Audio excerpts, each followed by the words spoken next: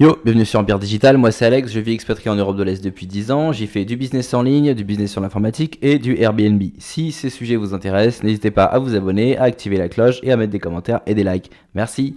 Dans cette vidéo, on va parler des différents types de business en ligne. Mais souvent, bon, évidemment les jeunes en général s'y connaissent, mais en général quand je parle avec des gens qui sont peut-être un peu plus âgés ou même des gens jeunes mais qui ne se sont jamais posé la question, on ne sait pas exactement comment en fait on fait de l'argent en ligne. Est-ce que finalement l'argent en ligne c'est forcément une arnaque? Est-ce que c'est possible d'en faire et en fait comment ça marche? Il faut comprendre qu'en fait le business en ligne c'est deux axes et quel que soit le business que vous allez faire, il va s'inscrire sur ces deux axes. Le premier axe c'est l'acquisition de trafic. Ça veut dire que vous allez chercher une façon de récupérer tout simplement du trafic, que des gens viennent sur votre plateforme. Votre plateforme peut être un site internet, peut être un blog, peut être un compte sur un réseau social, ça peut être YouTube, ça peut être TikTok, ça peut être Twitter. C'est pas important, l'important c'est que vous avez du trafic, des gens qui viennent sur votre site et vous allez utiliser des méthodes pour attirer ces gens. Grosso modo, il y a deux méthodes pour attirer les gens, c'est le trafic qu'on achète et le trafic organique. Le trafic organique, c'est des gens qui viennent sur votre plateforme parce que, grosso modo, un algorithme le leur a suggéré ou bien c'est le bouche à oreille ou bien ils ont fait une recherche Google et Google le leur a montré. Donc, ou bien ils en ont entendu parler ou bien un algo le leur a suggéré. Et le trafic qu'on achète, eh bien, c'est tout simplement la publicité. Donc ça, c'est le premier axe, c'est acquérir du trafic, de l'audience. Le deuxième axe, ça va être bien sûr de monétiser cette audience. Et là, autant il y a énormément de moyens d'acquérir de l'audience sur Internet, du trafic, enfin il y a pléthore de solutions possibles, autant il y a aussi beaucoup de solutions pour monétiser cette audience. Évidemment, en fonction du type de business que vous faites, vous allez avoir un panel large ou réduit de possibilités pour monétiser une audience. L'une de ces possibilités, par exemple, la possibilité la plus simple, ça va être de vendre des produits à votre audience. C'est ce que fait un site d'e-commerce. Donc, par exemple, un site d'e-commerce qui va vendre, je sais pas, des téléphones portables. Vous allez sur le site et puis vous cliquez, vous achetez le téléphone portable et le site se fait de l'argent comme n'importe quel business physique finalement. Ça, c'est ce qu'il y a de plus simple à comprendre. Ensuite, il y a ce qu'on appelle l'affiliation. Vous avez peut-être entendu parler de ce qu'on appelle le marketing par affiliation. Vous vous dites, mais qu'est-ce que c'est que cette histoire d'affiliation? Ça veut dire quoi l'affiliation? L'affiliation, c'est très simple. L'affiliation, c'est quand vous allez recommander du business à quelqu'un. L'affiliation, ça va être comme par exemple, quelqu'un va sur votre site et vous lui dites, écoute, ce téléphone portable, il est génial, tu peux l'acheter en cliquant sur ce lien.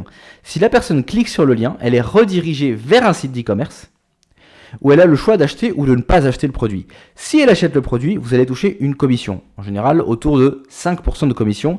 Ça peut aller beaucoup plus loin avec les produits digitaux. Si par exemple, vous vendez une formation en ligne, un infoproduit via l'affiliation, ça peut aller jusqu'à 30-40% de commission. Mais en général, pour les produits physiques, on est autour de 5%. Donc c'est très simple, comment ça fonctionne? Eh bien, dans le lien que vous avez donné à cette personne, par exemple sur votre réseau social, par exemple, vous avez une chaîne YouTube, et là, vous me demandez, mais Alex, toi, tu utilises quoi comme micro pour faire ton truc là? Je peux vous mettre en description. Je vous dis voilà, si vous voulez acheter le même micro que moi, voilà un lien Amazon. Et en fait, dans ce lien, il y aura un identifiant spécial qui fait que si vous cliquez sur ce lien et que vous achetez le micro, c'est comme si moi j'ai envoyé du business à Amazon et Amazon, pour me remercier, me reverse une petite commission. Évidemment, cette commission, ce n'est pas le client qui la paye. Si par exemple je faisais cela, si je mettais un lien en description pour que vous achetiez ce micro et que vous l'achetiez et que je touche une commission, ce n'est pas vous qui payez la commission, c'est Amazon. Si le micro coûte 100 € par exemple, 5% sur 100, ça fait 5 €. Donc Amazon va toucher 95 € et moi je vais en toucher 5. C'est comme ça que le marketing par affiliation fonctionne.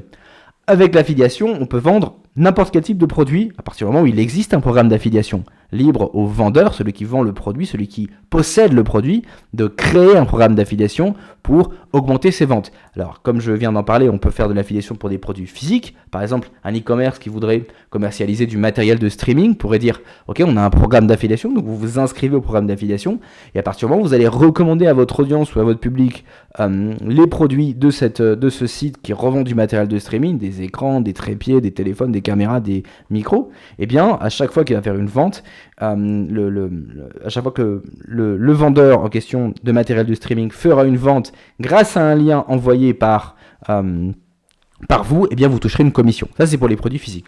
Pour les infoproduits, par exemple, ça va être tout ce qui est formation en ligne. Et c'est pourquoi, bien souvent, vous allez voir des gens, quand vous tombez sur un vendeur de formation, vous allez sans doute aller sur YouTube, vous allez taper avis, nom du mec, formation. Et là, vous allez tomber, si le mec est intelligent, vous allez tomber sur pas mal d'acteurs faire la promotion de ce produit, qui vont dire ouais je donne mon avis, je l'ai essayé, qui vont un petit peu se faire passer pour un mec comme vous qui essaye la formation et puis qui vous dit ah oui finalement j'ai essayé puis c'était pas mal. Bah écoutez, si vous voulez la voir vous aussi, allez-y, allez en description et cliquez sur le lien pour acheter la formation. Et là très souvent dans tout ce qui est infoproduit, on va être sur des commissions qui sont beaucoup plus élevées, donc 30 à 40%. Alors dans le cas de figure que je viens de décrire où la personne fait semblant d'avoir aimé la formation pour vous la refiler, c'est pas terrible, c'est un peu malhonnête. Mais on peut très bien imaginer quelqu'un qui fasse ça de façon legit, c'est-à-dire quelqu'un qui se dise ok, moi je vais créer une chaîne YouTube où je vais tester différentes formations et celles que j'aime bien, je les recommande à mon public et après le public peut acheter donc ces formations et la personne touchera une commission. Donc voilà, grosso modo, l'affiliation, c'est vous avez un vendeur qui vend un produit, un client qui va acheter ce produit et vous allez être un intermédiaire, c'est-à-dire que vous allez chercher le client et vous allez lui dire hop, tu peux aller acheter là. Vous êtes une sorte de commercial et donc vous touchez une commission sur les ventes. En fait, l'affiliation, c'est rien d'autre que ça, c'est d'être un commercial qui va toucher des commissions. Voilà, c'est un deuxième type de business model. L'avantage de l'affiliation, c'est que vous n'avez aucun stock et vous n'avez pas de gestion client. Si le client achète le produit, qu'il y a un problème avec le produit, c'est le revendeur qui s'en occupe. Par contre, vous avez une réputation à tenir. Si vous vous envoyez de la merde à chaque fois à votre public, eh bien, ils finiront par ne plus avoir confiance en vous. Encore que malheureusement, des pigeons, il y en aura toujours. Ça, c'est donc un autre type de business model. Ensuite, il y a, vous avez dû en entendre parler, ce qu'on appelle le dropshipping. Alors, le dropshipping, c'est quand en fait, c'est un mélange entre l'e-commerce et l'affiliation. C'est un business model où vous allez vendre des produits, mais dont vous ne possédez pas les stocks. Ça veut dire que vous êtes en relation avec un entrepôt. Et vous dites par exemple, je vends des vélos par exemple, ou bien des montres. Et la personne va se dire, ok, j'achète la montre. Donc là, vous avez, contrairement au site d'affiliation qui renvoie vers des plateformes, vous êtes une plateforme e-commerce avec un panier, un système de checkout, etc.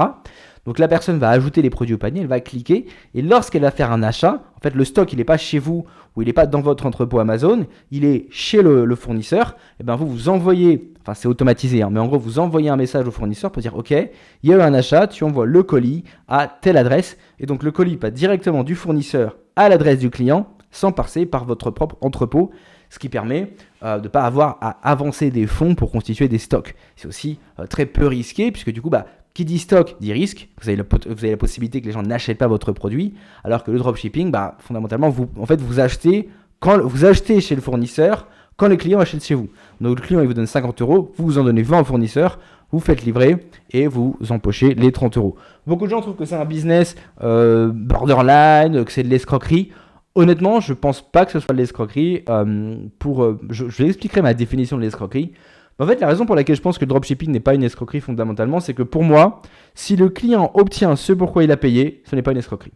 Si vous dites ce téléphone portable peut prendre les meilleures photos du monde et je vous le vends 1000 €, et que vous achetez le téléphone 1000 € et qu'il fait effectivement les meilleures photos du monde, il n'y a pas d'escroquerie. Si moi, d'un côté, je me le suis fourni à 50 €, quelque part, ce n'est pas le problème du client. À partir du moment où vous avez reçu un produit pour lequel vous avez payé, pour moi, il n'y a pas d'escroquerie. Après, c'est mon avis. Mais il y a des gens qui se disent que si potentiellement ils auraient pu acheter le produit moins cher ailleurs, alors ils se sont fait baiser. Moi, je ne suis pas d'accord avec ça parce qu'il y a quand même un coût le fait d'aller chercher le business et de vendre un produit, de faire ce travail de vente, de psychologie, c'est un travail en soi. Et finalement, le dropshipper, c'est ça qu'il va aller faire. Alors que le mec qui a son entrepôt en Chine, lui ne fait absolument aucun effort marketing. Et finalement, donc la marge que va se faire le dropshipper, ça va être toute l'opération de marketing qu'il va mettre en place, la connaissance qu'il a de son client, etc., etc., etc. Bon, je défends un peu le dropshipping, alors je ne fais pas de dropshipping, mais en gros, c'était parce que je voulais donner un peu mon avis là-dessus. Donc voilà, c'est encore une autre façon de monétiser son trafic. Là, c'est encore une fois, on vend un produit physique. Ensuite, dans le domaine de l'infoproduit, comme je l'ai dit, vous pouvez vendre votre propre infoproduit, vous pouvez vendre un infoproduit d'un autre via l'affiliation. Mais par exemple, si vous vendez votre propre infoproduit, ça peut être une formation que vous vendez. Et je vous rassure tout de suite, je finirai tôt ou tard par vendre une formation sur cette chaîne. Aujourd'hui, j'en ai pas encore parce que je développe mon audience. Mais d'ailleurs, n'hésitez pas à jeter un œil en description parce que si vous regardez cette vidéo dans 6 mois, peut-être que la formation sera sortie. Pour le moment, elle ne l'est pas. Mais en gros, si vous vendez votre formation, tout simplement, vous dites aux gens, voilà, j'ai un savoir-faire, j'ai une expertise, je peux vous apprendre à faire quelque chose. Et pour ce faire, je vous vends une formation à tel prix. Là, encore une fois, on entend beaucoup de gens dire, mais les formations, c'est de l'escroquerie, etc. Cela. Moi, j'applique la même logique. Si la personne obtient réellement ce pourquoi elle a payé, pour moi, il n'y a pas d'escroquerie. Alors après, il y a toujours des gens qui vont dire oui, mais tel point qui est abordé dans la formation, j'aurais pu l'apprendre gratuitement pour moins cher en achetant un livre. Oui, on peut toujours acheter un truc moins cher, plus cher gratuitement en achetant un livre. Après, les formations ont un avantage que les livres n'ont pas, enfin ont toute une série d'avantages que les livres n'ont pas. En fait, moi je pense que la valeur ajoutée d'une formation n'est pas forcément, en tout cas n'est pas uniquement le contenu informationnel qu'elle contient. Ça va aussi être l'organisation de l'information, ça va aussi être la curation de l'information, la façon dont l'information est présentée, l'actionnabilité de l'information, l'autorité de la personne qui présente l'information. Personnellement, si un random dans la rue me dit pour gagner de l'argent tu dois faire ça, je vais pas le faire parce que je le crois pas. Alors que quelqu'un en qui j'ai confiance, s'il me dit de faire la même chose, il y a le côté autorité, je vais me dire ok, là ce gars-là je lui fais confiance, donc peut-être je vais pas perdre de temps à écouter ses conseils, et donc dans ces cas-là, peut-être j'appliquerai l'information. Ça, c'est encore un sujet sur lequel on pourra revenir plus tard, mais je tenais quand même à en parler parce que je sais qu'il y a beaucoup de gens qui pensent que toutes les formations sont de l'escroquerie. Je pense qu'une formation est de l'escroquerie à partir du moment où elle ment à ses clients, tout simplement. Où elle dit à un client, et c'est vrai qu'on a énormément d'acteurs, en particulier dans le monde francophone, qui disent ça, où le formateur va dire à ses clients, voilà, t'achètes ma formation, tu vas gagner 10 000 euros par mois en 28 jours, ou 5 000 euros par mois en 28 jours. Et moi, j'ai coutume de dire que quiconque vous fait croire que vous allez dégager un salaire en ligne en moins de 6 mois se fout de votre gueule. Voilà, c'est aussi simple que ça. Et je sais que certains démarrent leur parcours client sur Internet, sont relativement jeunes, donc n'ont pas de patience, veulent tout de suite. Il n'y a pas de problème, achetez ces formations qui vous promettent monts et merveilles. Je pense que c'est important de se faire scammer une ou deux fois pour, si tu veux, c'est un peu comme prendre 2-3 baffes de la part de ton daron. C'est pour te remettre en fait les idées en place, en fait, pour avoir les pieds sur terre. Au début, quand tu ne connais rien, tu débarques dans un monde où on te vend vraiment du rêve. Et fais-toi scammer une ou deux fois, comme ça tu vas savoir que en fait, on ne peut pas gagner d'argent en ligne en moins de 6 mois. En tout cas, c'est très difficile, c'est très rare. Et tu vas peut-être remettre en place tu vas avoir des expectations qui sont un peu plus basées dans la réalité. Et là, tu te redirigeras peut-être vers des vendeurs de formation qui te prennent pour un adulte, qui ne te prennent pas pour un con. Voilà. Donc, la vente de formation peut être une autre façon de monétiser votre audience.